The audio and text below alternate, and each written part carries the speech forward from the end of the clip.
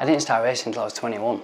I wasn't brought up with racing, I wasn't brought up with motorbikes or anything, but I met a lad when I was at grammar school that was British trials champion, so that was the kickstart to it, and I did a lot of begging then to my parents to get a trials bike. But I got a TY175 when I was about 15, I think it was, so that was the start of my love for motorbikes really. Once I started winning some races, I wanted to move up, so yeah, the success kept getting a bit of a kickback as I moved up, but I still loved going. You take it a little bit for granted when you're racing, and also once you've had some success and you want more success, the weekends pass quickly without really thinking about it if you don't have the success, because you're just not happy all the time. So yeah, it changes quite a lot, and I have to remind myself quite a bit as to the fact that I am lucky to be able to ride these bikes and to enjoy the weekend sometimes regardless of the result.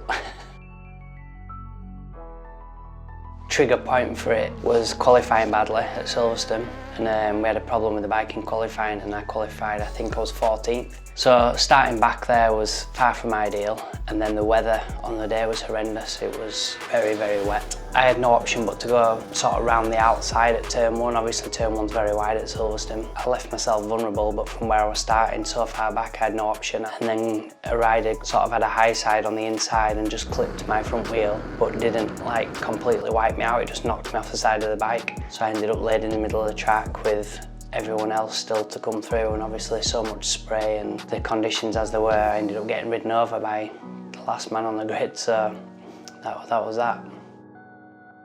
Yeah, I was just devastated really. I mean, I'd put so much into my career and just come back from the TT winning all 5 races in a week. Everything was just like brilliant at the time, and then I'm laid on the floor with my leg hanging off, you know, the bone was out at the back of my levers, and it was a lot of panic and a lot of why me, you know. I suppose up till then I've been lucky. I'd done 10 years of racing and only broken a collarbone throughout the whole lot. Some people get broken something every single year, and I just got it all in one big hit.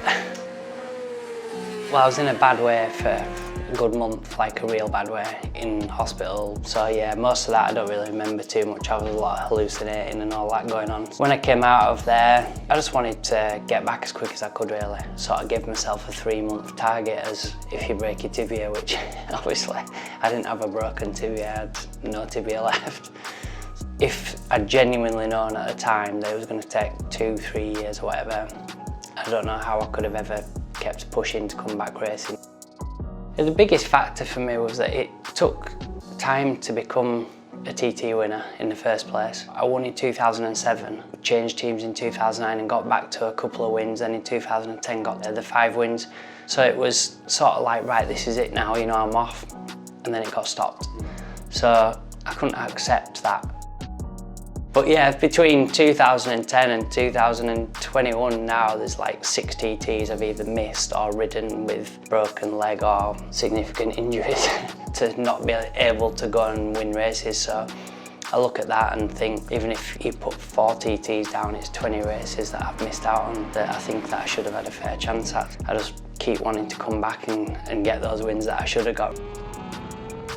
I get a lot of messages off people, anyone that sort of breaks their leg in bike racing now, contact me. I just say that in the grand scheme of things, when you are at the end of it, even if it does take a year or 2 years, whatever, you're a long time in life. For 2 years, it actually is nothing, you know, throughout your lifespan. So I've managed to go on and race for another 10 years after it and get smashed up again and come back. So yeah, I think you've just got to keep pushing on. It's not the end.